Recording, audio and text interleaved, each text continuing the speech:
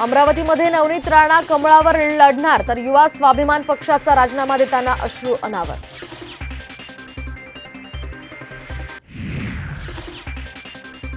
नाराज काँग्रेस नेते संजय निरुपम शिंदे गटाच्या वाटेवर वायव्य मुंबईमधून अमोल कीर्तिकरांविरोधात लढण्याची शक्यता।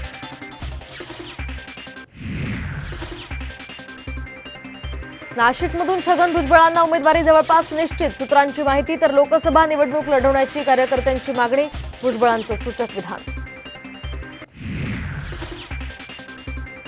साताऱ्यात उदयनराजेंचं जंगी स्वागत, निवडणूक लढणारच, यादी जाहीर होणं केवळ प्रक्रियेचा भाग, राजेंना विश्वास।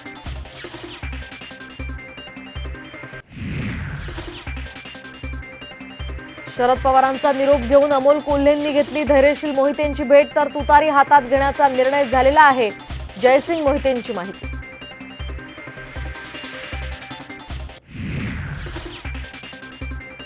सुनेत्रा पवारांकडून लोकसभा निवडणूक लढवण्याचे संकेत, मला कधी वाटलंही नव्हतं निवडणुकीमध्ये उभी राहील, सुनेत्रा पवार यांचं सूचक विधान।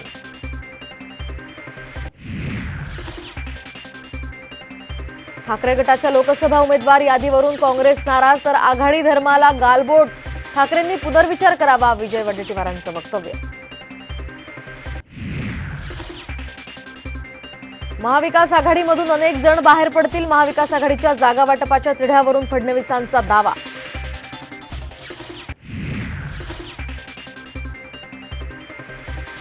आणि प्रकाश आंबेडकर तसंच जरांगे पाटलांमध्ये लोकसभा निवडणुकीबाबत चर्चा, 30 मार्चला सविस्तर माहिती देणार, निवडणुकीमध्ये आघाडी करण्यासंदर्भात सूचक विधान।